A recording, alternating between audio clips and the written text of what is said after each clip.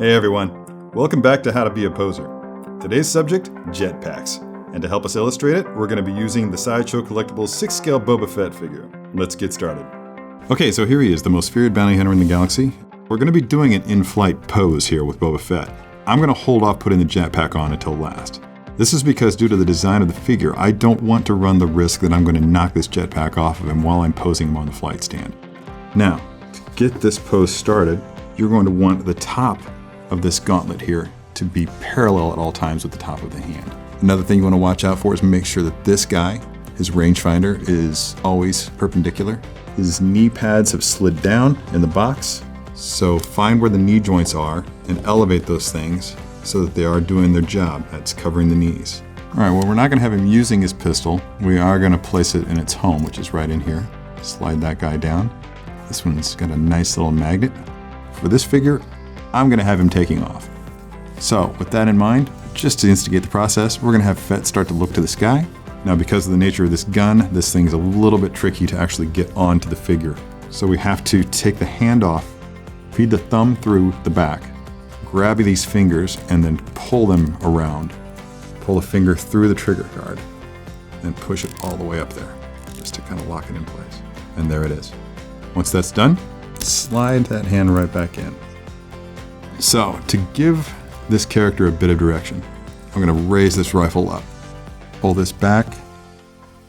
You want to give one knee a pretty significant bend. Come down to the foot, bend it down just a bit. The other leg should have just a slight tweak to it. It shouldn't be straight, just a slight tweak to it. And again, bend the foot. And then the cape. Start at the top and find where the draping wants to naturally occur. You see those, how each one of those little wrinkles happens? Continue those down. Let those things follow all the way to the bottom. And then create drapes and folds using the wires in the cape. Waist grabber. It does exactly what the name implies. Try to find a place where it's not going to be visible. I've chosen the space between this red belt and his upper torso body suit. So once you've achieved that, hold it here, pinch it by the back so that it's supported. Find your notch up here on the top post and slide him on down to whatever height you prefer.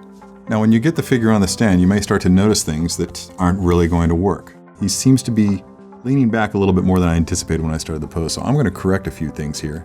Bring this back a little bit more and bring his trailing leg back a little bit more.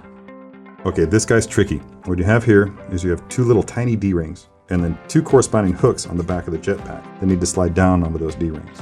The trick is that if you're misaligned when you try to drop those hooks onto the D-rings, it's going to knock that D-ring down and the hook, and you're going to have to reset these things every time until you get them right. This might be a time where we can grab this little guy into play. We'll double down on the supports by dropping this one down onto him.